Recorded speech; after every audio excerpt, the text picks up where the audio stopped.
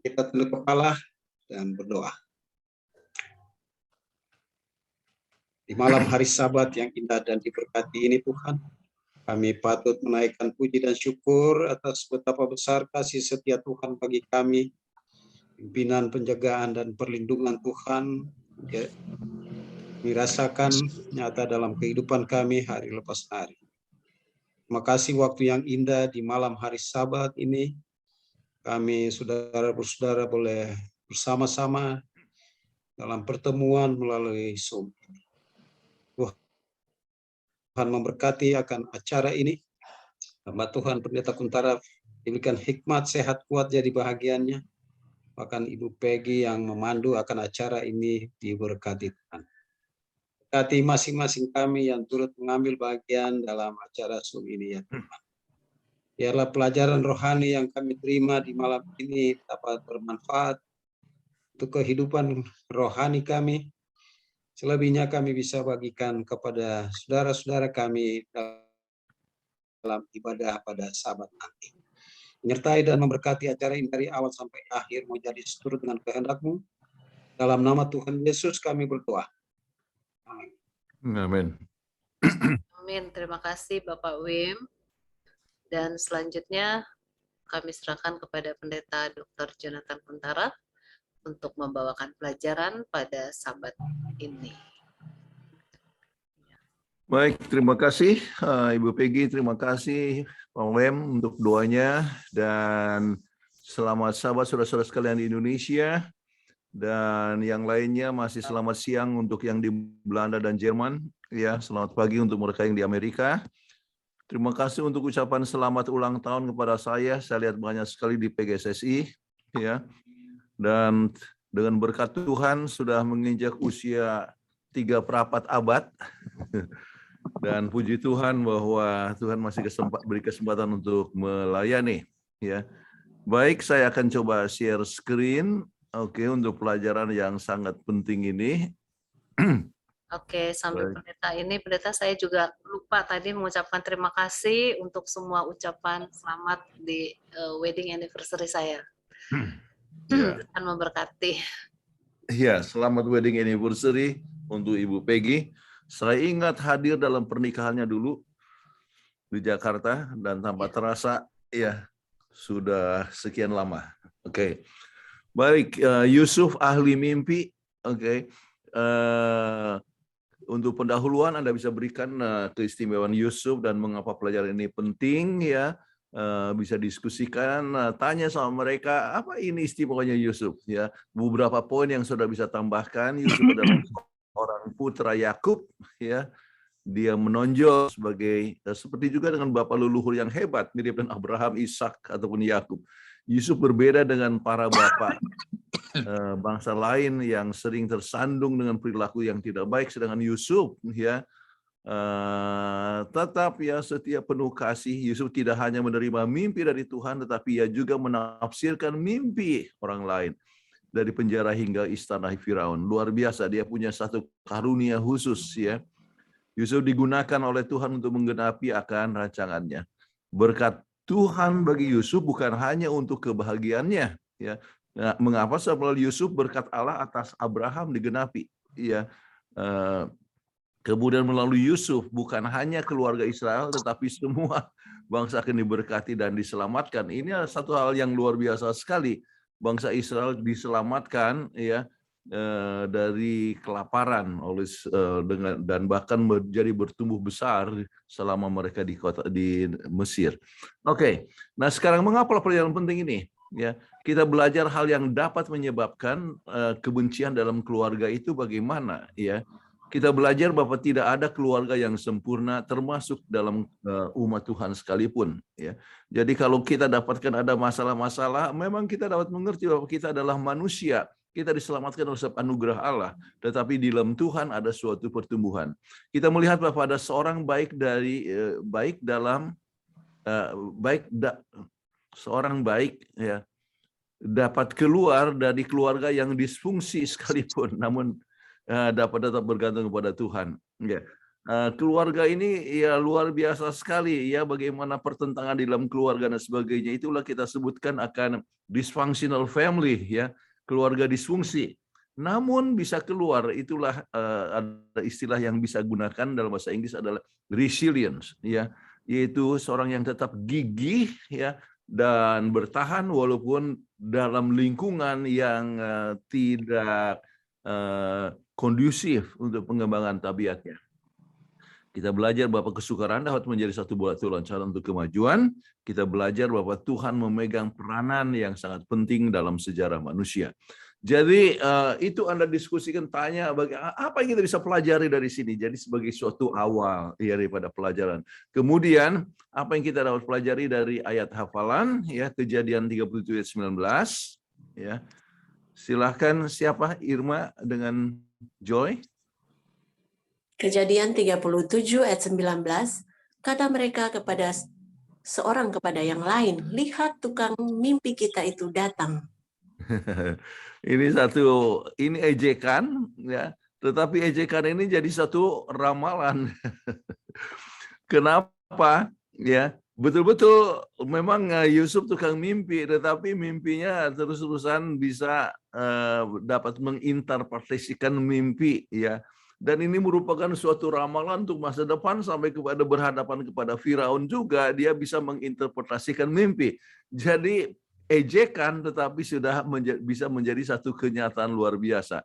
Nah, garis besar pelajaran, Yusuf kebencian daripada saudaranya, kemudian Yusuf menjadi budak dan pesakitan di Mesir, kemudian Yusuf menginterpretasikan mimpi Firaun ya.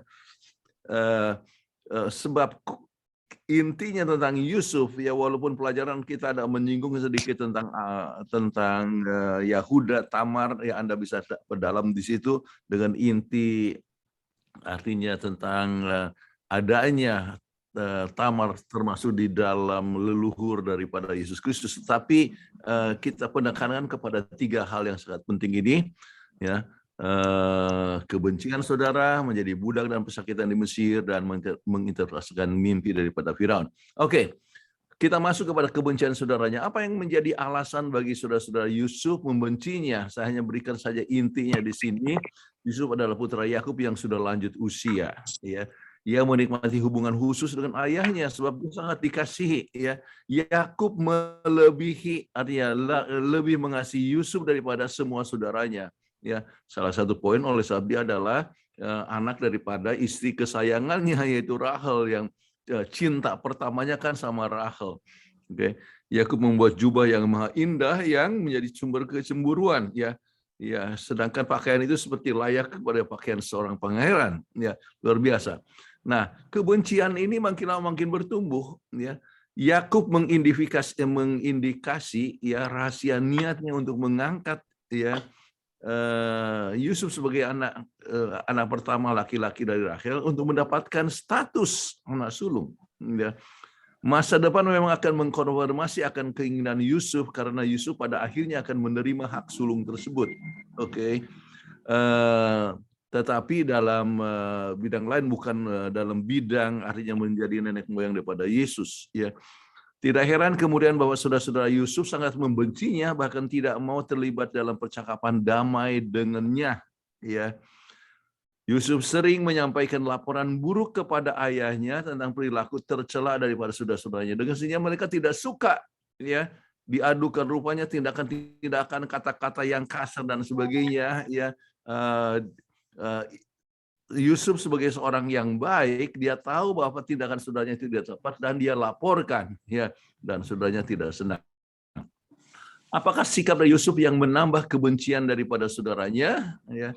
Oke, Kejadian 37 ayat 5. Pada suatu kali bermimpilah Yusuf, lalu mimpinya itu diceritakannya kepada saudara-saudaranya. Sebab itulah mereka lebih benci lagi kepadanya. Ya. Kenapa? Oleh sebab mimpinya ini berbicara mengenai ya hal-hal yang menunjukkan bahwa dia menonjol daripada saudara-saudaranya. Oke, kita tahu akan mimpinya tersebut. Oke. Kemudian mengapa Yusuf menyampaikan isi daripada mimpinya kepada saudara-saudaranya dan bapaknya? Coba kita lihat inti di sini dalam Kejadian 37 ayat 6 dan 7. Karena katanya kepada mereka, Coba dengarkan mimpi yang kuimpikan ini. Tampak kita sedang di ladang mengikat berkas-berkas gandum. Lalu bangkitlah berkasku dengan tegak berdiri. Kemudian datanglah berkas-berkas kamu sekalian mengelilingi dan sujud menyembah kepada berkasku itu. Wah, sudah pasti ini marah sekali ya. Tetapi kenapa sampai dia sampaikan ya? Nah, Tuhan akan menempatkan dia pada posisi yang lebih tinggi ya, dan itu kita percaya bahwa mimpi yang untuk Yusuf ini adalah datang daripada Tuhan, bahwa mereka saudara-saudaranya akan membukukan di hadapannya sehingga membuat mereka semakin membenci, menunjukkan bahwa karakter nubuatan yang asli dari mimpi itu telah diratifikasi ya oleh fakta bahwa mimpi itu diulangi dan betul-betul terjadi, bukan bahwa mereka itu akan menundukkan kepala kepada Yusuf. Meskipun Yakub terang-terangan menegur putranya, dia tetap mengingat kejadian ini dalam pikirannya, merenungkan maknanya dan menunggu pemenuhannya. Implikasi ini adalah mungkin jauh di dalam lubuk hati dia bahwa mungkin ada sesuatu dalam mimpi-mimpi itu, ya. Dan dia sendiri ya tidak mengetahui apa yang dimaksudkan. Baik. Kemudian bagaimana saudara-saudara Yusuf mengekspresikan kebenciannya. Jadi ini panjang cerita, saudara bisa lihat di dalam Kejadian 37 ayat 17 sampai 37, tetapi intinya kita ambil coba dari Kejadian 37 ayat 18 sampai 20. Dari jauh ia telah kelihatan kepada mereka. Tetapi sebelum ia dekat kepada mereka, mereka telah bermufakat mencari daya upaya untuk membunuhnya. Kata mereka seorang kepada yang lain, lihat, tukang mimpi kita itu datang. Sekarang marilah kita bunuh dia dan kita lemparkan ke dalam salah satu sumur ini. Lalu kita katakan, seekor binatang buas telah menerkamnya. Dan kita akan lihat nanti bagaimana jadinya mimpinya itu. Oke. Jadi mereka mau coba menghalangi supaya mimpi itu jangan terjadi. Bagaimana caranya? Yaitu membunuh dan sebagainya. Dan ini kebencian dalam pikiran ya menimbulkan suatu tindakan. Ya, ini adalah satu hal yang sangat berbahaya.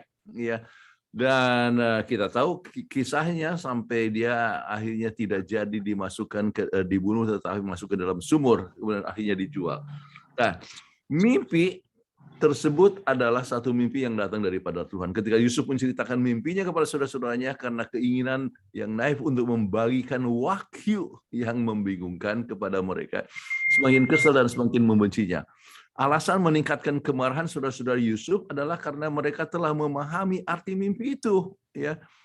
Ya, sebagai gembala mereka memahami pentingnya berkas gandum, yaitu membangkitkan produksi makanan pokok. Ya, kalimat berkas-berkas membungkuk di hadapan Yusuf menunjukkan suatu hari nanti mereka akan bergantung padanya secara ekonomi, bahkan berperilaku sebagai pelayan kepada Yusuf. Ya, pengelolaan mimpi dengan pesan-pesan yang sama menegaskan kebenaran tersebut merupakan tanda bahwa mimpi tersebut berasal daripada Tuhan. Ya.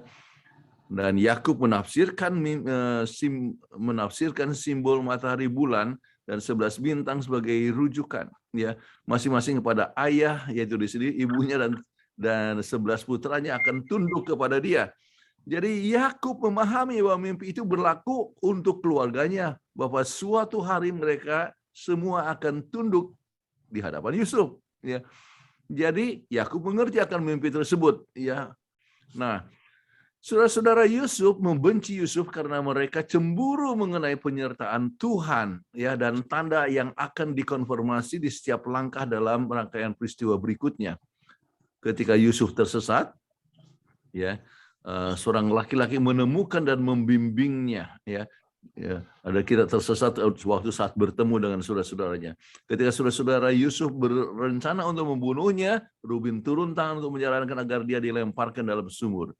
Sulit untuk membayangkan jenis kebencian yang diekspresikan di sini, terutama untuk Yusuf yang masih satu keluarga, ya, dengan mereka. Bagaimana para pemuda di sini bisa melakukan suatu hal yang begitu kejam, ya? Jadi kita lihat pena daripada inspirasi, ya. Ibu Peggy boleh tolong baca ini, Patriarch and Prophet halaman 211. Ya. Tetapi beberapa di antara mereka belum merasa senang, mereka tidak merasakan kepuasan seperti yang mereka harapkan dalam pembalasan mereka ini. Tidak lama setelah itu ada serombongan orang yang berjalan mendekati mereka.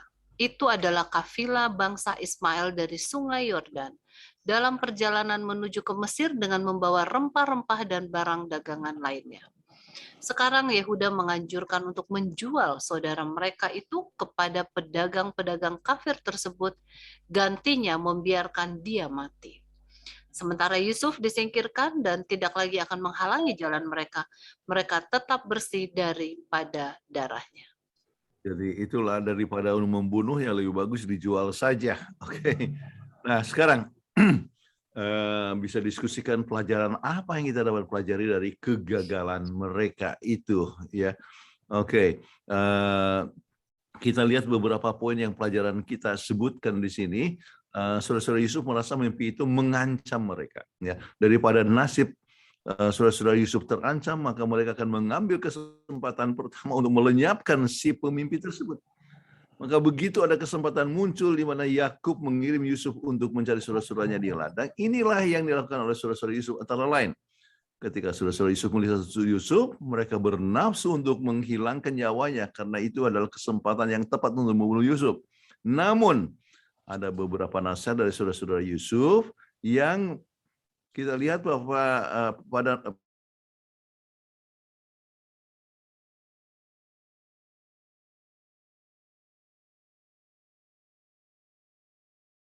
membahayakan. Alasan saudara-saudara Yusuf seperti orang-orang Babil karena apa? Saudara-saudara Yusuf mengambil tempat Tuhan dan berniat untuk menghabiskan akan hidup mereka sendiri daripada saudara mereka, ya, untuk menemukan akan hidup mereka daripada saudaranya. Kemudian saudara-saudara Yusuf ingin membunuh Yusuf bukan karena dia melaporkan kepada orang tuanya, tapi karena mereka iri kepadanya, atau karena mereka iri kepadanya, tetapi karena mimpi Yusuf. Ungkapan Ibrani yang mereka gunakan untuk menjelaskan ini adalah sangat ironis, ya.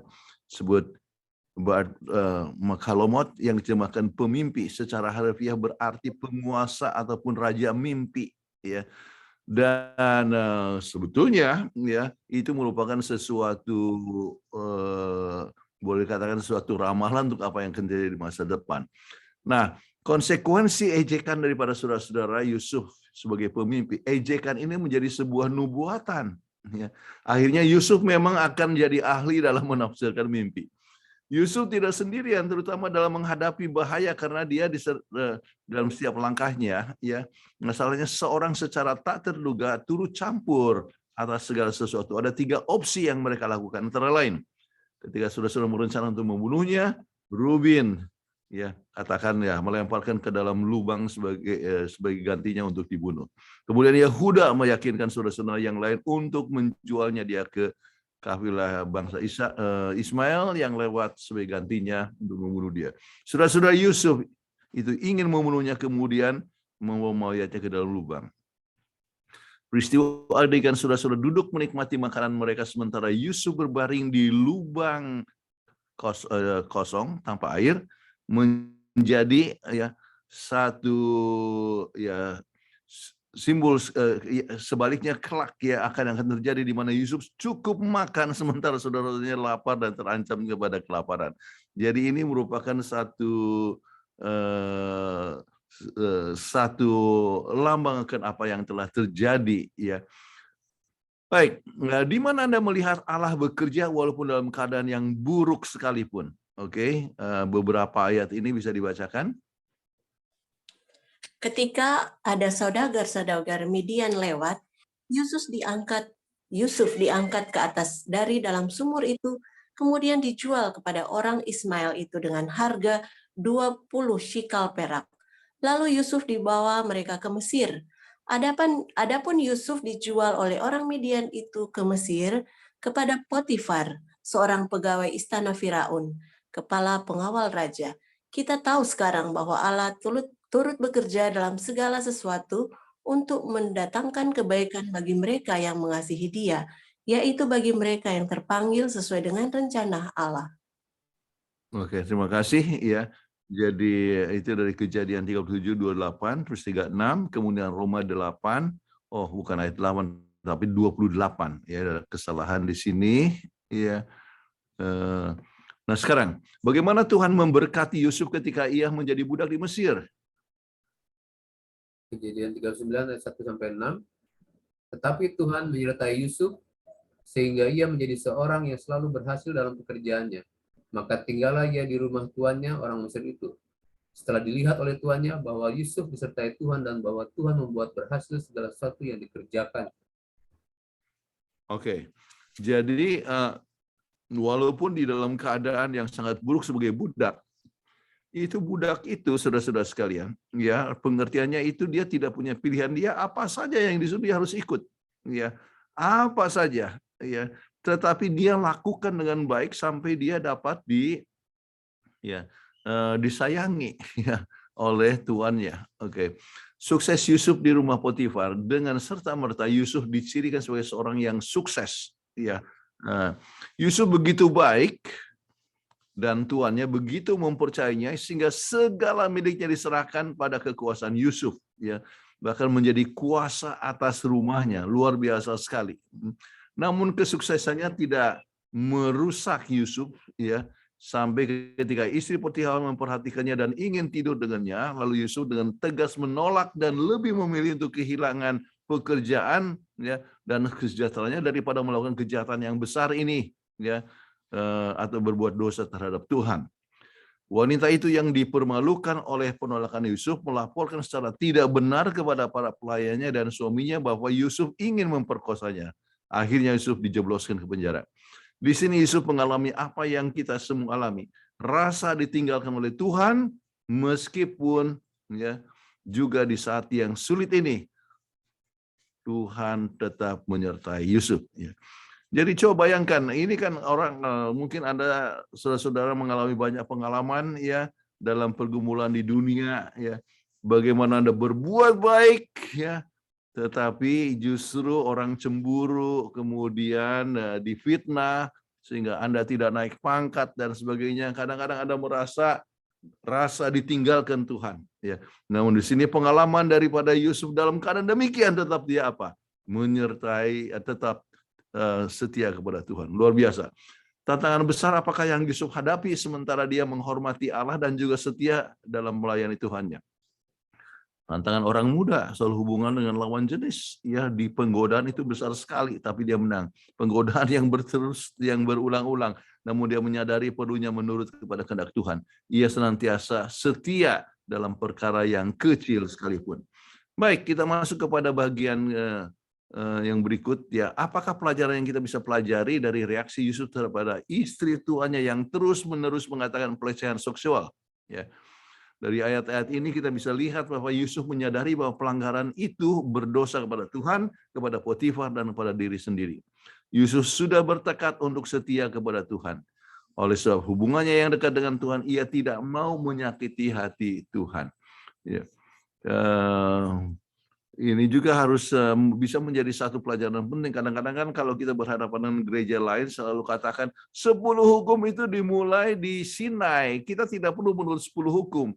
Padahal, ya, kita bisa lihat, ya, misalnya di sini mengenai masalah hukum yang ke-7, ya, yang mengatakan, ya, artinya bagaimana saya melakukan dosa ini kepada Tuhan.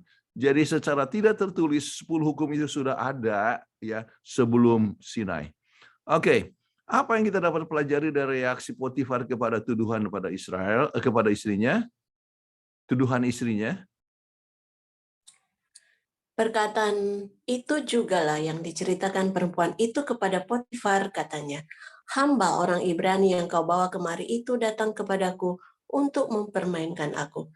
Tetapi ketika aku berteriak sekeras-kerasnya, ditinggalkannya bajunya padaku, lalu ia lari keluar. Kejadian 39 ayat 18 dan 17 dan 18.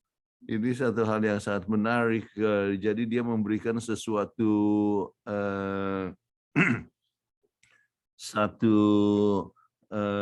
fitnah, ya. Waktu mempelajari akan arkeologi, ya, ternyata kisah ini juga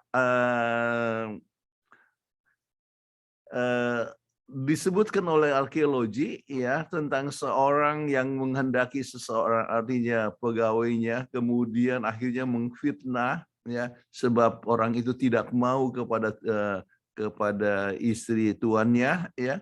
Ini terjadi dalam arkeologi, dalam kisah di Mesir, ya. Satu hal yang sangat menarik, ya. Oke, mengapa Tuhan tidak campur tangan saat Yusuf difitnah sampai harus masuk ke penjara? Ya, ini bisa saudara tanyakan, ya, apa sebabnya? Ya, ada beberapa poin yang bisa sudah dapatkan pendapat-pendapat dan katakan Tuhan membiarkan kesulitan untuk kebaikan Yusuf, ya, sendiri. Ya, Yusuf belajar untuk sabar. Yusuf belajar bagaimana kesukaran adalah ujian tabiatnya. Banyak yang dapat dipelajari oleh Yusuf dalam penjara, ya. Salah satu adalah ketergantungan pada Tuhan. Excuse me. Dan selama dalam penjara, Yusuf belajar berbagai pengalaman yang bermanfaat baginya saat ia menjadi Perdana Menteri, ya. Jadi Tuhan mengizinkan suatu kesukaran, ya, untuk supaya menyiapkan dia untuk menjadi Perdana Menteri. Sebab dalam penjara banyak perkara banyak perkara yang dia bisa pelajari. Baik, bagaimana Tuhan turut memberkati Yusuf walaupun dia berada dalam penjara? Silakan. Kejadian 39 ayat 21 sampai 23. Tetapi Tuhan menyertai Yusuf dan melimpahkan kasih setianya kepadanya. Buat Yusuf kesayangan bagi kepala penjara itu. Sebab itu, kepala penjara mempercayakan semua tahanan dalam penjara itu kepada Yusuf. Dan segala pekerjaan yang harus dilakukan di situ, dialah yang mengurusnya. Dan kepala penjara tidak mencampuri segala yang dipercayakannya kepada Yusuf, karena Tuhan menyertai dia dan apa yang dikerjakannya dibuat Tuhan berhasil. Jadi luar biasa, Tuhan menyertai dia. Dan apa yang dikerjakan dibuat Tuhannya berhasil. Oke. Nah, karunia rohani apakah yang diberikan Tuhan padanya saat berada dalam penjara? Silakan. Lalu ia bertanya kepada pegawai-pegawai istana Firaun yang ditahan bersama-sama dengan dia dalam rumah tuannya itu. Mengapakah hari ini mukamu semuram itu? Jawab mereka kepadanya, kami bermimpi, tetapi tidak ada orang yang dapat mengartikannya. Lalu kata Yusuf kepada mereka, bukankah Allah yang menerangkan arti mimpi? Ceritakanlah kiranya mimpimu itu kepadaku. Kejadian 40 ayat 7 dan 8. Jadi kira-kira karunia rohani apa yang dia miliki, ya? Kita lihat di sini termasuk keramah tamahan, ya. Kemudian termasuk karunia rohani akan kebaikan, ya. Luar biasa sekali, di samping kenyataan bahwa dia bisa mengerti juga tentang mengenai masalah mimpi, okay? Yaitu menginterpretasikan suatu karunia yang Tuhan berikan kepadanya. Baik, permohonan apakah yang diajukan oleh Yusuf kepada pejabat minuman itu dan apa hasilnya? Kejadian 40 ayat 14, 15 dan 23. Tetapi ingatlah kepadaku, apabila keadaanmu telah baik nanti, tunjukkanlah terima kasihmu kepadaku dengan menceritakan hal ihwalku kepada Firaun, dan tolonglah keluarkan aku dari rumah ini. Sebab aku diculik begitu saja dari negeri orang Ibrani. Dan di sini pun aku tidak pernah melakukan apa-apa yang menyebabkan aku layak dimasukkan ke dalam tiang tutupan ini. Tetapi Yusuf tidaklah diingat oleh kepala juru minuman itu, melainkan dilupakannya. Ya, ini satu hal yang sering terjadi, ya, orang lupa, ya. Tidak diingatnya, ya. Tetapi dia tetap sabar, tetap setia. Coba bisa bayangkan itu hampir sekitar 18 tahun, ya. Kisah sampai akhirnya dia bisa keluar. Oke. Dan itu hal yang menyebabkan, ya, dia belajar lebih banyak, ya, tentang kesabaran dan ketergantungan kepada Tuhan. Jadi ini ada pertanyaan di sini, bagikan pengalaman di mana kelepasan tidak secepat seperti apa yang Anda harapkan.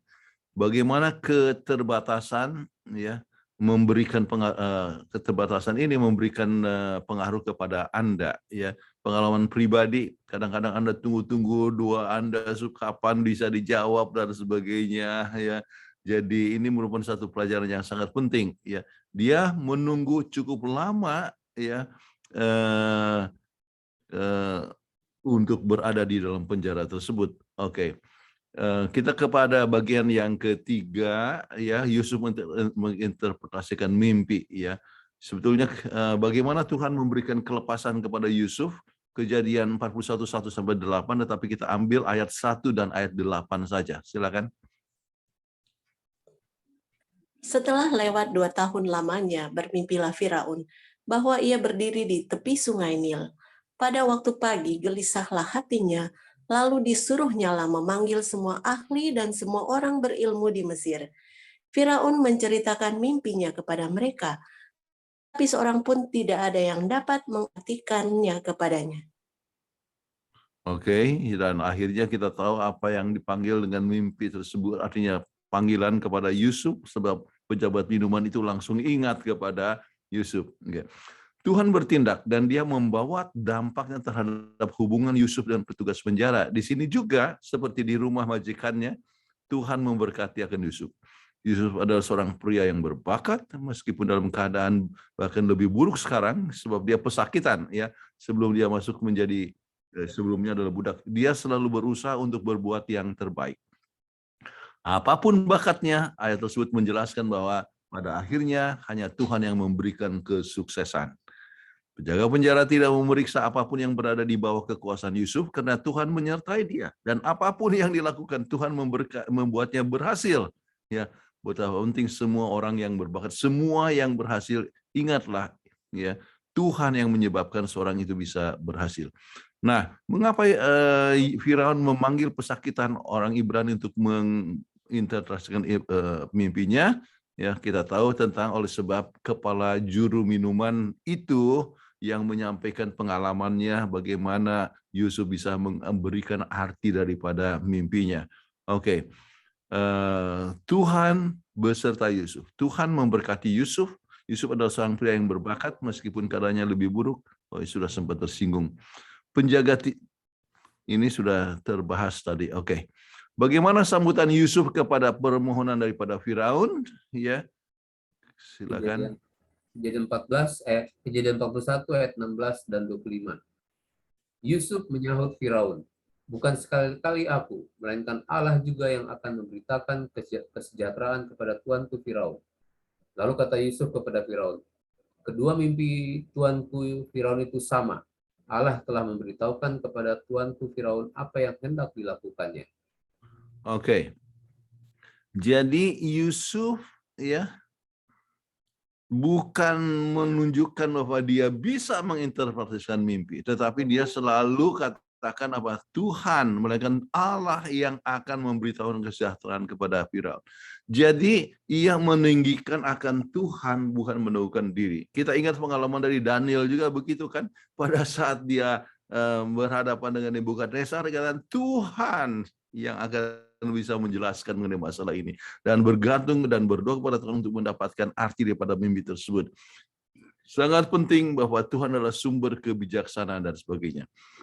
Baik, dan akhirnya Tuhan bertindak dan dia membawa dampak terhadap hubungan Yusuf dengan petugas penjara. Ya,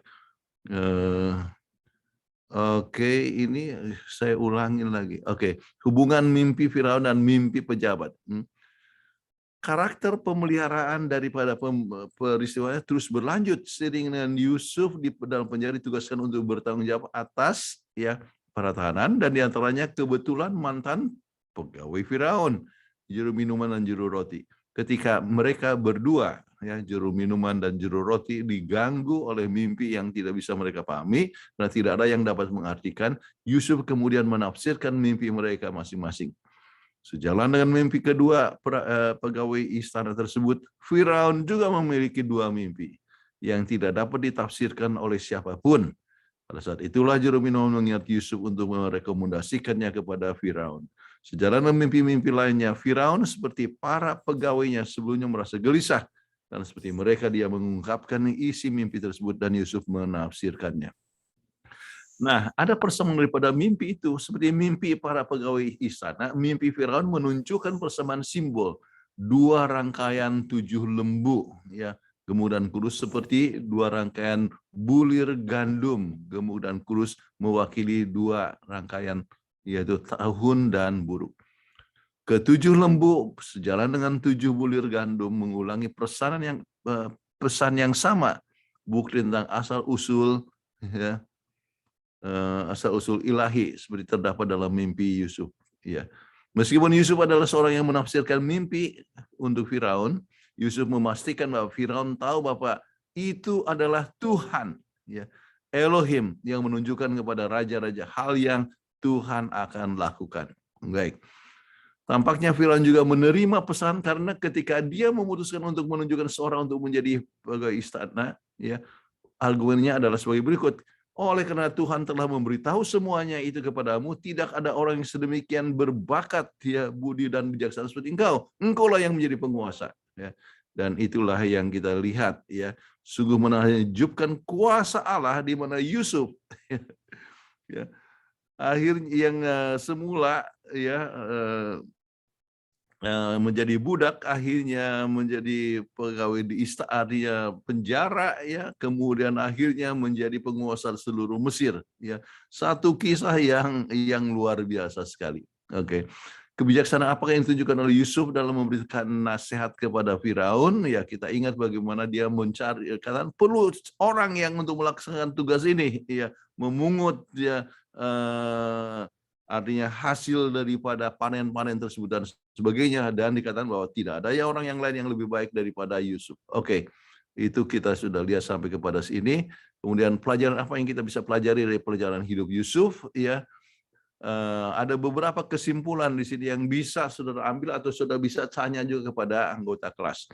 Berbagai keputusan yang kudang bijaksana yang Yakub telah buat membuahkan berbagai masalah dalam keluarga Yakub, termasuk, ya, anak-anaknya yang membenci saudara yang datang dari ibu yang berbeda.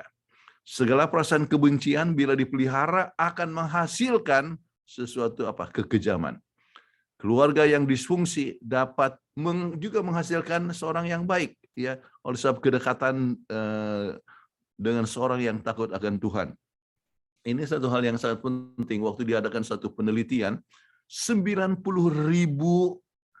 anak-anak dan 18.000 orang tua, ya, dibuat penelitian, ya, bagaimana supaya anak-anak muda itu kuat, ya, dalam menghadapi risky behavior. Kalau risky behavior seperti narkotika, ya, segala macam tindakan. Bagaimana supaya mereka kuat? Ternyata dikatakan dua. Kalau seorang itu dekat dengan Tuhan, kemudian ada seorang yang dekat dengan dia. Apakah ibunya, bapaknya, temannya dekat. Walaupun lingkungan itu semuanya penuh dengan kekejaman ataupun juga tidak kondusif sepertinya, oleh sebab berbagai macam penggodaan yang ada, bisa seorang itu tetap kuat bertahan, ya, punya resilience. Ya. Bagaimana? Kalau dekat dengan Tuhan dan dekat dengan satu orang. Ya. Dan itulah yang terjadi dengan Yusuf, dekat dengan papanya, ya, jadi dia belajar banyak untuk percaya kepada Tuhan. Ya. Oke, ketika Yusuf dengan bersekutu dengan Tuhan dapat menang menghadapi berbagai macam tantangan dan setia kepada Tuhan, apakah di rumah, apakah sebagai hamba ataupun pesakitan dalam penjara. Ya. Yusuf menyadari bahwa tanpa Tuhan dia tidak dapat berdaya apa-apa. Sebab itu dia berikan kredit sepenuhnya pada Tuhan yang memberikan penerangan akan mimpi tersebut. Ya, jadi Tuhan besertanya, Tuhan memberikan penerangan dan sebagainya. Oke. Ibu Peggy boleh tolong bacakan 2 kutipan yang terakhir ini. Pada awal kehidupan, ketika mereka akan beranjak dari masa muda ke masa dewasa, Yusuf dan Daniel terpisah dari rumah mereka dan dibawa sebagai tawanan ke negeri kafir. Terutama adalah Yusuf yang ditimpa penggodaan. Kini nasibnya berubah menjadi keuntungan besar. Di rumah ayahnya ia adalah seorang anak yang dicintai dengan lemah lembut.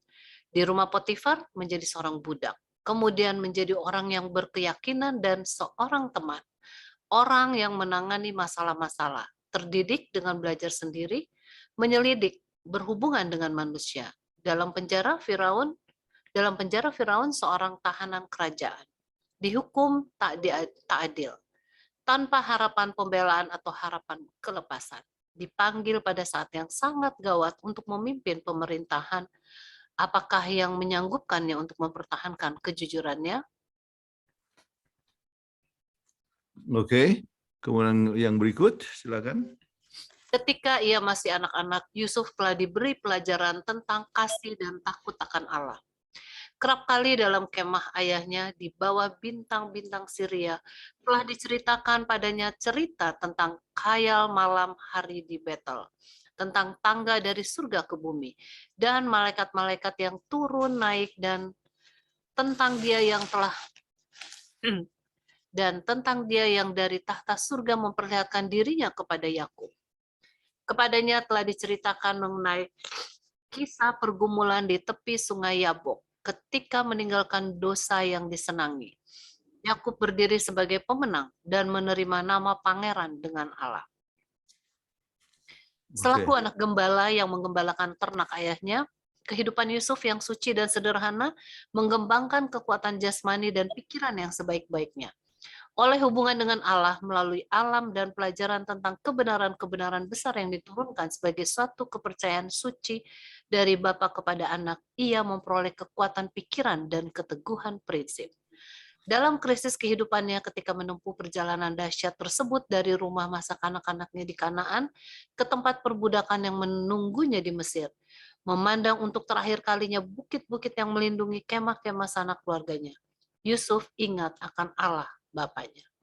Ia ingat akan pelajaran-pelajaran masa kanak-kanaknya, dan jiwanya bergetar dengan keputusan untuk membuktikan dirinya benar selalu akan bertindak sebagai bawahan Raja Surga.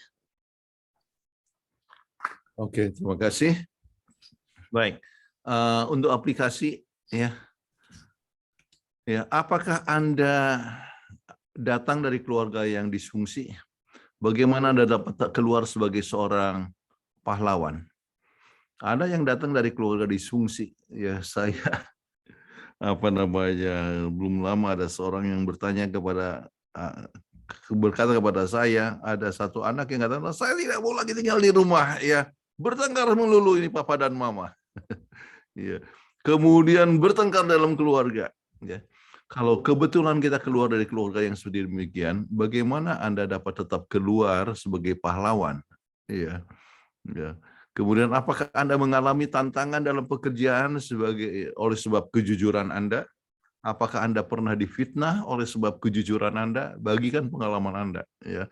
Dan itu pasti banyak sekali pengalaman Anda oleh sebab masalah sabat, oleh sebab Anda jujur, tidak mau korupsi sampai Anda akhirnya disisihkan dan sebagainya, ya.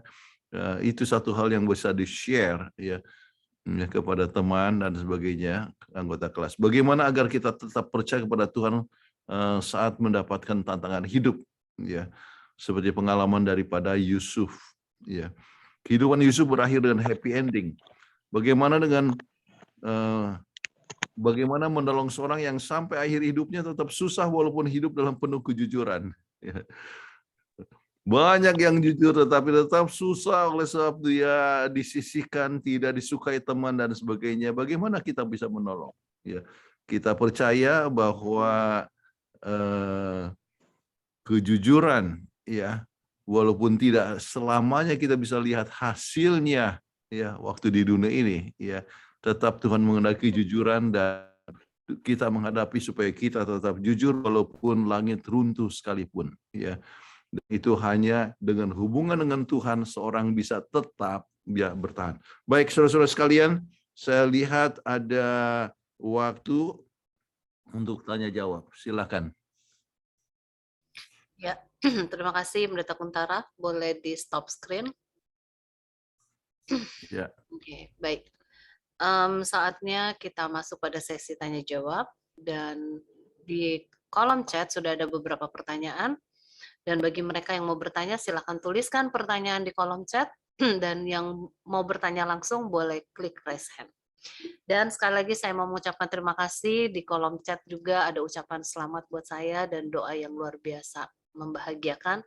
Terima kasih untuk semuanya, merasakan dikasihi luar biasa ini. Baik, pertanyaan berikutnya, dari Ibu Evi Peo. Apakah kalau kita bermimpi dan menanyakan arti mimpi itu di Google adalah dosa? Kalau kita lihat kepada arti dosa, dosa adalah pelanggaran hukum. Itu tidak disebut melanggar hukum, ya. Namun kalau kita sudah bergantung kepada ramalan-ramalan, ya, daripada percaya kepada Tuhan, maka itu sudah merupakan satu kesalahan. Tetapi ya kita harus ingat, tidak semua mimpi datang dari Tuhan dan tidak selamanya mimpi itu adalah suatu arti, yang mempunyai arti. Ya, kenapa? Sering mimpi itu adalah sesuatu hasil yang datang kepada seseorang yang berada di dalam alam tak sadar. Ya, kita memikirkan sesuatu akhirnya muncul dalam mimpi. Ya, jadi mimpi itu adalah berdasarkan pengalaman apa yang pernah terjadi di masa lalu. Ya, jadi tidak selamanya itu datang daripada Tuhan, ya. Dan justru yang lebih sering terjadi adalah hasil daripada pemikiran manusia sendiri oleh sebab peristiwa yang pernah terjadi di masa lalu. Tetapi saya tidak menyangkal bahwa Tuhan bisa berbicara melalui mimpi. Bahkan kalau tidak salah dalam Bilangan 12 ayat 6 mengatakan bahwa kalau seorang itu disebut nabi, kalau Tuhan menyampaikannya melalui khayal ataupun mimpi. Ya. Jadi Tuhan memberikan terang melalui mimpi.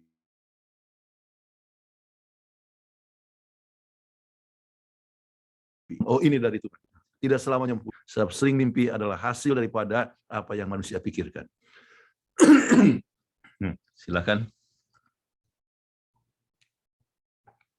Baik, terima kasih. Rupanya kita sama-sama sedang terganggu ini ya. Saya sampai kepilek batuk. Selanjutnya pertanyaan dari Bapak Adi Sumayadi. Sahabat pendeta, ini sebetulnya sudah mirip ya pertanyaan tadi terjawab. Sahabat pendeta Kuntara, bolehkah kita orang Kristen percaya sama mimpi? Bukankah yang namanya ahli mimpi sama dengan ahli nujum? Mohon penjelasannya. Ya, tidak selamanya ahli mimpi sama dengan ahli nujum. Ya, ya. Sebab ahli mimpi seperti si Yusuf itu, ya, itu adalah berdasarkan daripada Tuhan. Tetapi ahli nujum itu adalah datang dari manusia atau mungkin juga dari pengaruh kegelapan. Ya, jadi kita jangan percaya kepada mimpi, ya, oleh sebab ya seperti yang saya katakan, sering mimpi adalah hasil dari pemikiran manusia sendiri untuk pengalaman yang pernah terjadi di masa lalu. Ya, terima kasih pendeta. Selanjutnya dari Sarina Real. Nah, selamat sahabat pendeta, bagaimana membedakan apakah mimpi kita itu berasal dari Tuhan atau dari kuasa roh gelap? Sesuatu perkara yang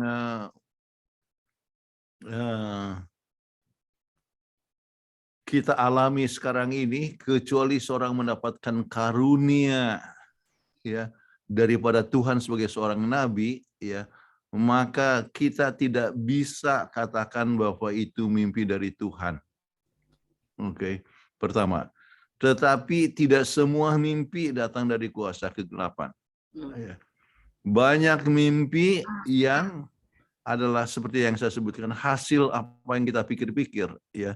Jadi kami sedang di GC, kemudian saya mimpi saya ikut bicara untuk apa namanya, satu poin yang saya pikir-pikirkan, ya.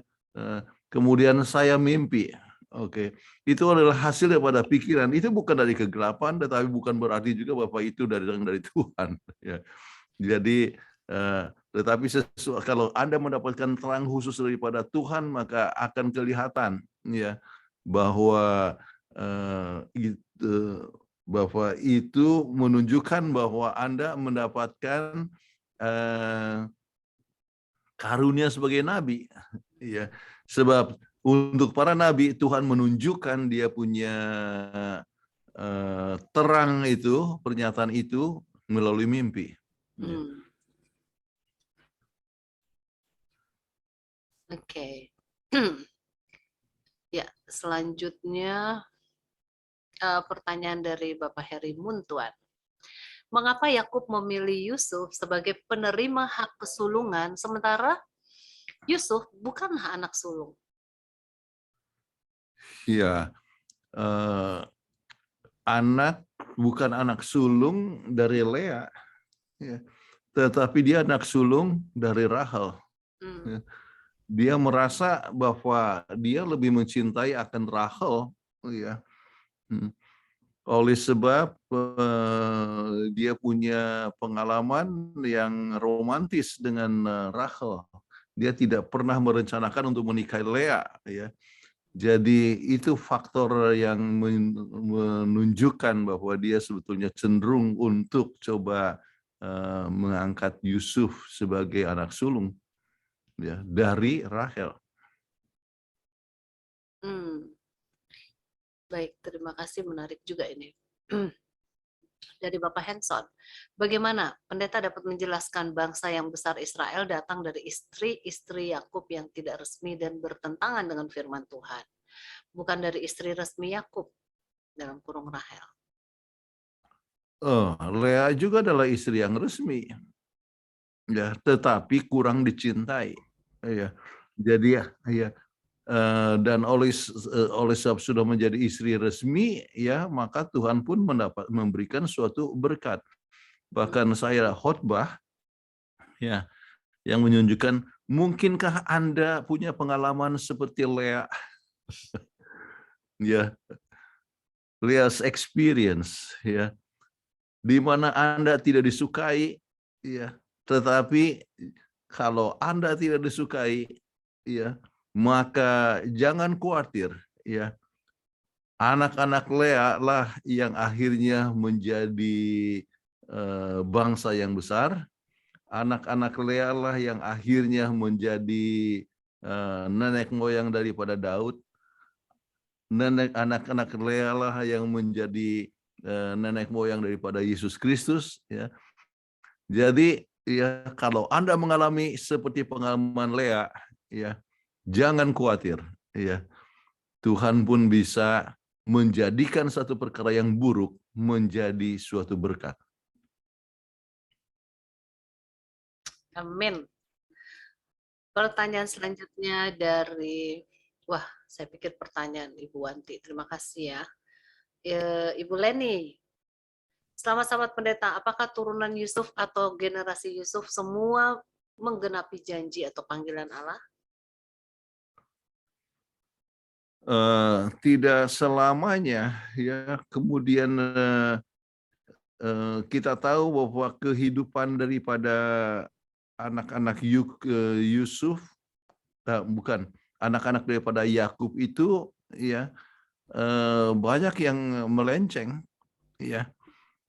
Bahkan kita tahu bahwa akhirnya hanya yang di selatan, yaitu Yehuda, ya, kemudian dan Benyamin, ya, yang di utara itu, ya, jadi akhirnya tercampur baur, ya, oleh sebab datangnya artinya Raja Asyur, ya, kemudian mencampur baurkan dan sebagainya. Kenapa? Oleh sebab pelanggaran mereka, ya. Bahkan akhirnya Yehuda juga kan dikuasai oleh bangsa yang lain oleh sebab pelanggaran mereka, ya. Jadi Tuhan merencanakan yang baik untuk mereka, tetapi kita bisa melihat bahwa akhirnya bangsa Israel yang dipilih Tuhan itu ternyata mempunyai berbagai macam pelanggaran sampai akhirnya kesempatan untuk mereka itu berakhir ya pada saat akhir dari penubuatan 70 minggu ya 490 tahun itu tahun 34 ya dengan dilemparnya ini Stefanus dengan batu, dan sejak itulah pekabaran itu disebarkan ke seluruh dunia, dan itu berarti bahwa Israel bukan lagi bangsa, orang Yahudi bukan lagi bangsa pilihan, tetapi diberikan kepada orang Israel rohani. Baik, terima kasih Pendeta. Semoga menjawab ya. Selanjutnya dari Bapak Gunawan Cahyadi. Pastor Kun, apa pentingnya dan relevansinya malam ini kita bahas Yusuf, si tukang mimpi, terhadap kualitas iman kita kepada Tuhan? Relevansinya sangat penting sekali ya, bahwa Yusuf ya walaupun dia jadi budak, dia tetap setia kepada Tuhan. Walaupun dia digoda ya dengan penggodaan yang sangat besar, dia tetap berhasil. Walaupun dalam penjara, tetap setia kepada Tuhan. Ya. Kemudian Tuhan menyebabkan, apa yang menyebabkan setia? Oleh sebab kasih karunia Tuhan. Orang dari budak jadi pesakitan dalam penjara, akhirnya menjadi Perdana Menteri. Wah, itu luar biasa. Jadi kalau Saudara Gunawan menghadapi tantangan kehidupan, ya itu jangan khawatir, maju terus. Cerita Alkitab adalah cerita dari orang-orang yang beriman. Bayangkan, Daud dari gembala menjadi raja. Yusuf dari budak menjadi Perdana Menteri. Kenapa? Sebab iman kepada Tuhan. Jadi iman ya mengubah akan manusia. Dari kesukaran menjadi berkat bagi orang lain. Itu adalah satu hal yang sangat penting ya untuk pengembangan iman kita, ya. Kualitas iman, ya, dengan yang tetap beriman kepada Tuhan dalam situasi yang buruk sekalipun. Amin. Baik, terima kasih Pendeta. Pertanyaan selanjutnya dari Saudara Vini Langitan. Saudara-saudara Yusuf menjual Yusuf. Apakah mereka berdosa dan seperti pertanggungan jawaban mereka? Oh iya, mereka berdosa, ya. Tetapi mereka sesudah berapa puluh tahun, sebab ini terjadi mungkin 13 tahun kemudian, ya. Kalau dia pertama tinggalkan Mesir itu sekitar umur 17 tahun, maksudnya tinggalkan Kanaan, ya, dijual, ya. Kemudian dia jadi Perdana Menteri umur 30 tahun, ya. Jadi untuk selama 13 tahun itu mereka sudah pikir-pikir, aduh dosa-dosa mereka yang telah buat, membohongi orang tua, buat jahat kepada ini, berbuat jahat kepada Yusuf, sampai akhirnya nanti kalau kita lihat kepada pelajaran mendatang, ya, bagaimana waktu mereka berada di Mesir, ya, menghadap akan Yusuf, ya. Waktu itu mereka mulai bicara itulah sebab dosa kita dan sebagainya. Jadi itu mereka berdosa, tetapi Tuhan, artinya Yusuf mengampuni mereka. Ini luar biasa sekali. Ya, selanjutnya pertanyaan dari Bapak Billy. Kalau kita melihat kisah sukses Yusuf, dia tidak pernah bermimpi atau bercita-cita menjadi petinggi atau pejabat di Mesir. Perlukah memiliki cita-cita atau kita berserah saja kepada Tuhan kemana dia menuntun? Ya, kalau kita lihat kepada tulisan daripada Rasul Paulus, jikalau orang merindukan untuk jadi penilik jemaat, ya itu adalah satu keinginan yang baik. Jadi misalnya Anda merindukan sesuatu, ya boleh Anda bisa berdoa, ya, dan ya berusaha dengan kuasa Tuhan, bisa saja seorang itu menjadi mendapat kepercayaan untuk jabatan yang tinggi, ya. Salah satu teman saya di sini, ya, yang saya ketemu sudah berapa tahun, ya, adalah Bion Tehano, ya. Dia pendeta, dia adalah direktur kesehatan dari Filipina Utara. Akhirnya oleh sebab dekat dengan Presiden Ramos, dia jadi ambasador. ambasador untuk New Zealand, kemudian ambasador di Papua New Guinea, ya, untuk beberapa term ganti presiden, ya, tetap dia jadi ambasador, luar biasa. Oke, dia salah satu delegasi di sini, ya. Kami baru saja berfoto 2 hari yang lalu dengan Mark Finley bersama dengan dia. Jadi poinnya ialah dia menjadi ambasador, ya. Anda mungkin punya kerinduan untuk suatu jabatan, Anda doakan, tetapi kalau seandainya tidak berhasil, ya tidak apa-apa, ya, kehendak Tuhan yang jadi, ya. Pemikiran daripada Yusuf itu juga berdasarkan kepada apa yang dia alami, ya, dalam mimpinya dulu. Bagaimana berkas-berkas daripada saudara-saudaranya tunduk kepada berkas dia. Dia mempunyai pandangan akan masa depan, ya, berdasarkan mimpi tersebut, ya. Apakah dia rindukan untuk jadi itu, saya tidak tahu, tetapi ia tetap setia dalam segala sesuatu, ya. Ya, dari Bapak Gunawan Cahyadi, apakah cukup dengan tidur dan bermimpi untuk beribadah kepada Tuhan? Dari mana orang-orang dan saudara-saudara Yusuf dapat tahu kalau dia tukang mimpi? Lucu juga nih Pak Gunawan pertanyaannya. Dengan sendirinya beribadah bukan dengan mimpi, bukan juga dengan tidur, ya. Kita beribadah dengan mendengar firman Tuhan. Kita beribadah dengan memuji Tuhan, ya. Kita beribadah dengan doa, ya. Jadi bukan hanya tidur dan mimpi. Oke. Kemudian apa yang bagian kedua itu tadi? Dari mana orang-orang saudara-saudara mengetahui kalau dia tukang mimpi? Oleh sebab memang dia mimpi. Dan dia kasih tahu mimpinya. Makanya dikatakan, oh ini tukang mimpi. Ya. Disebutkan ahli mimpi. Dan betul-betul itu merupakan suatu nubuatan, ya, bahwa dia akhirnya jadi ahli mimpi. Nah, ini pertanyaan selanjutnya lagi nih dari Pak Gunawan, ada beberapa pertanyaan. Apakah kemampuan menginterpretasikan arti sebuah mimpi merupakan karunia Roh Kudus sebagai salah satu buah-buahnya?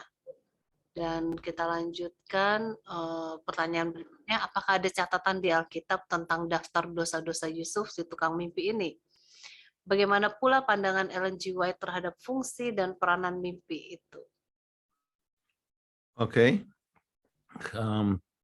Kita mulai dengan kemampuan menginterpretasikan adalah sebuah mimpi merupakan karunia Roh Kudus, ya. Itu kita sebut karunia rohani, ya. Ada banyak karunia rohani, mungkin kalau kita sebutkan bisa kira-kira 50, ya. Jadi karunia rohani di dalam berkhotbah, karunia rohani menjadi nabi, ya. Karunia rohani, ya, disebut karunia roh nubuat. Ada karunia menjadi gembala. Karena kalau baca 1 Korintus 12, Roma 12, Efesus pasal 4, ya, kita akan dapatkan banyak sekali daftar-daftar di situ, termasuk karunia keramah tamahan, ya. Itu pun merupakan suatu karunia yang Tuhan berikan. Jadi salah satu juga adalah dalam menginterpretasikan, ya, itu berasal daripada Tuhan, tetapi bukan berarti semua orang yang menafsirkan mimpi-mimpi sekarang ini ahli ramal, ya. Kalau mimpi sesuatu artinya ini, itu bukan berasal daripada Tuhan. Itu adalah interpretasi manusia, oke. Jadi kita harus berhati-hati, oke. Tidak semua yang bisa menginterpretasikan mimpi itu dari Tuhan. Yang kita lihat dalam Alkitab paling sedikit adalah Daniel, Yusuf, ya, mendapatkan karunia tersebut. Kemudian daftar dosa daripada Yusuf tukang mimpi, Alkitab tidak memberikan daftar dosa. daripada Yusuf. Ya, sudah pasti dia pernah bersalah juga, tetapi justru yang kita lihat dari Yusuf adalah lebih banyak kebaikannya. Ya. Bagaimana pula pandangan Ellen G. White terhadap fungsi daripada peranan mimpi itu?